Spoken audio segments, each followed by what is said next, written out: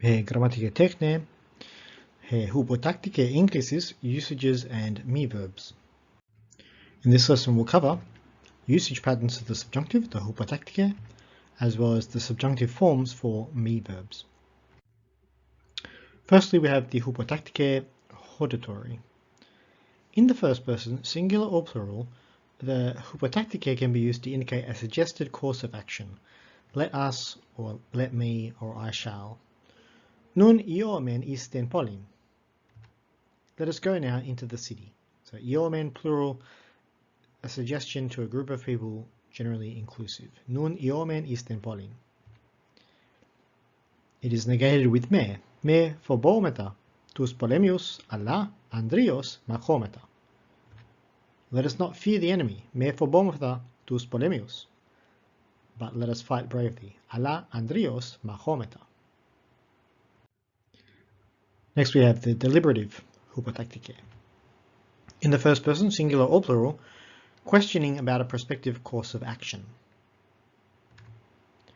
Potoron ten Helleniken glossan matomen bion in Irene diagomen. Should we learn Greek? Potoron ten Helleniken glossan matomen, or pass our lives in peace? Bion in Irene diagomen.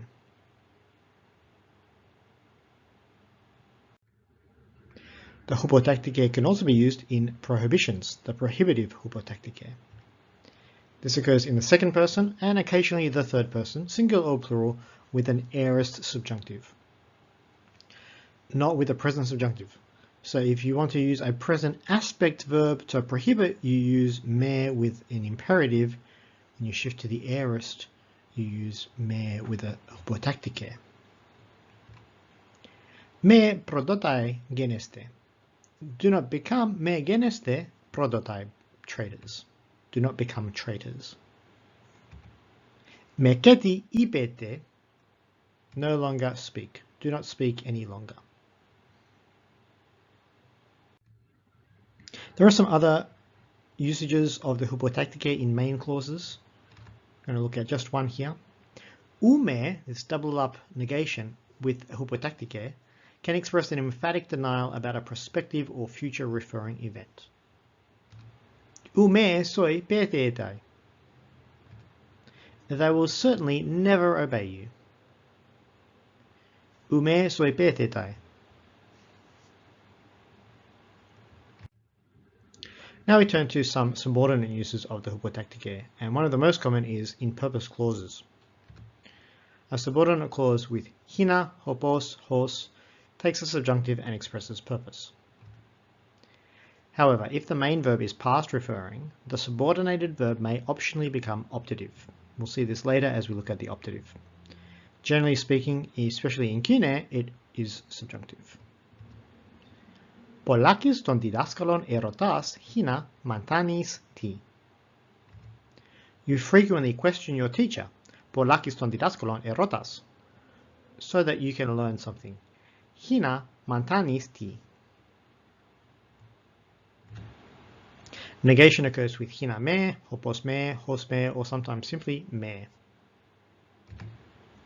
Peripatite hos topos echete, hina me skotia humas katalave. Walk while you have the light, so that the darkness not grasp you. Hina me skotia humas katalave. The hypotactic is also used in another range of subordinate clauses, which indicate a general sense of conditionality. It can be a temporal, conditional, or relative construction. That is, it can take a conjunction indicating time, indicating ifness, conditionality, or relative, who-ness. I'm going to walk through 3 different types of examples and 2 particular instances together. So these are all in parallel. Ean poiese taofta plusios genesete. If he, she, they, if they do these things, if they do these, plusios genesete, they will become rich.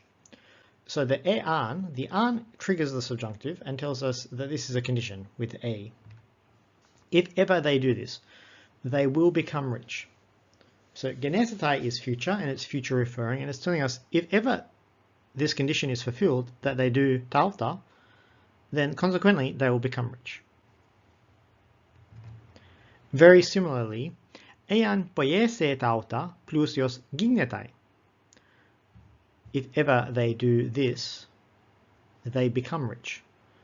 So the emphasis here shifts depending on the tense form in the second part, in the apodosis. In the first part, or in the first sentence, genesetai is future.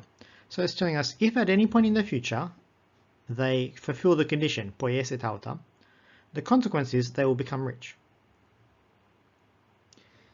The second one differs in that gignetai is en estos chronos, it's present tense, and so the second conditional is more generic. If ever they do this, they become rich.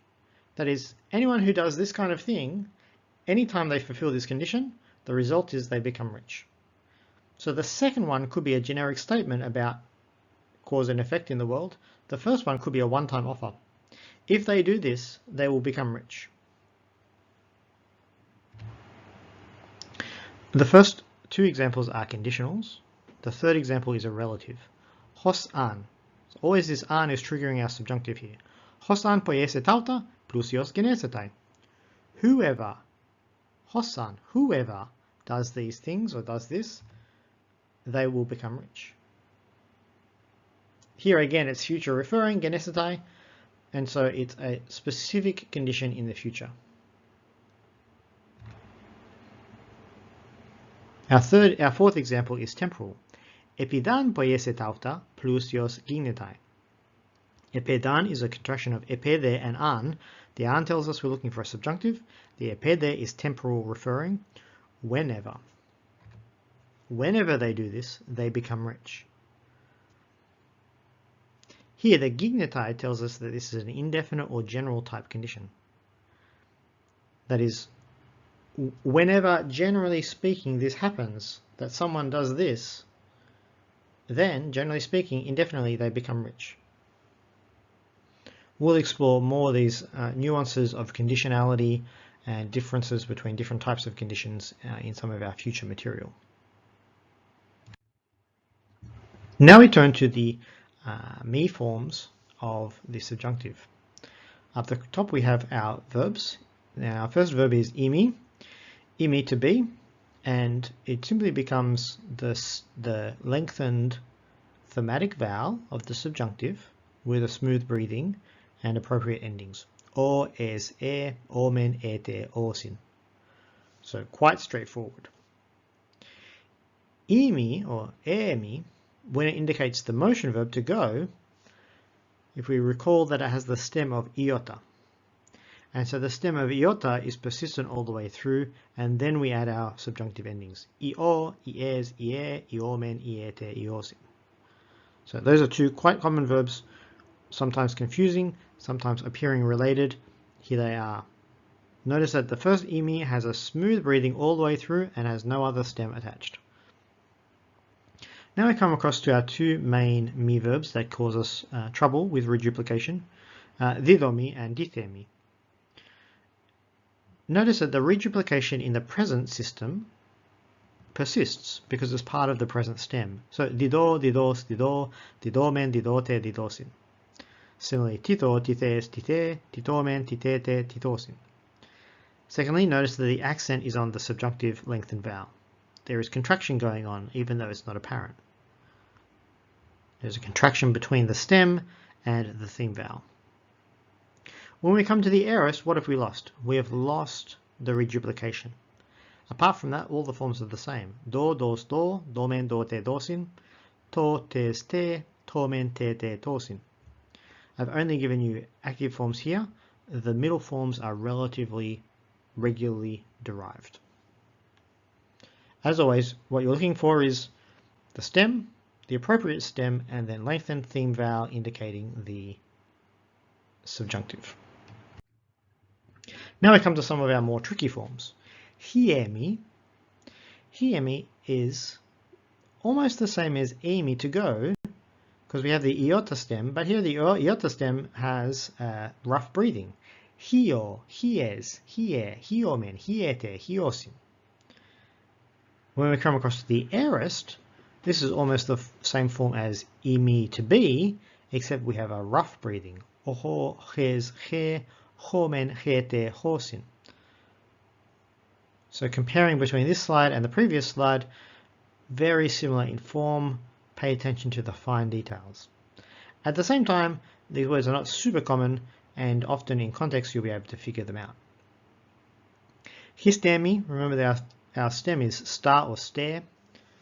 The accent in the present, the enestos, remains upon the lengthened subjunctive theme vowel. Histo, histes, hister, histomen, histete, histosin. Then we have two aorist forms.